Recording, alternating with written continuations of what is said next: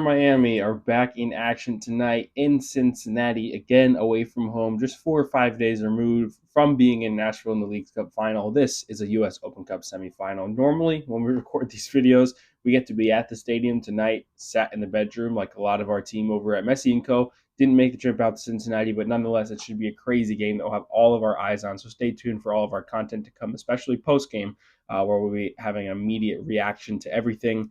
But man, a lot to talk about with this lineup, and I don't know if I have enough time to do it.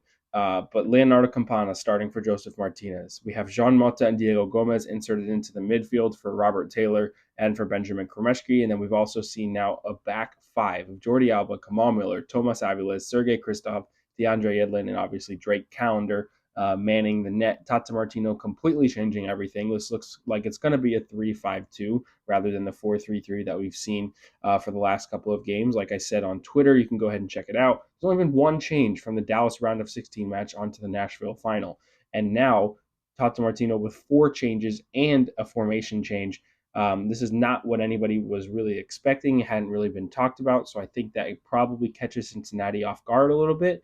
And I also think it plays into the hands of Miami because they're going to stay possession based. I think the teams now are going to realize what Nashville did was successful. So to get players on the field that can hold possession better is probably the right move from Tata Martino. And that's what you do with Jean Mota and Diego Gomez in the lineup alongside Busquets. Jordi Alba and DeAndre Yedlin can get forward. The passing between the center backs, Miller, Aviles, and Kristov could be really good. So I think that is why you're seeing the change.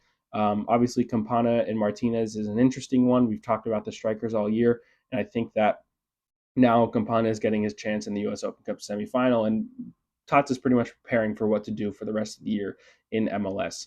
As for Cincinnati, they've got to stay strong. They have to play well, of course, and they've got to limit Miami's chances as best as possible. We'll see if they'll be able to do that at home in front of their very, very loud, passionate fan base over at TQL Stadium, as they normally have. And obviously, wherever Messi goes, pretty much the stadium is going to be full. So it'll be fun to watch. U.S. Open Cup semifinal.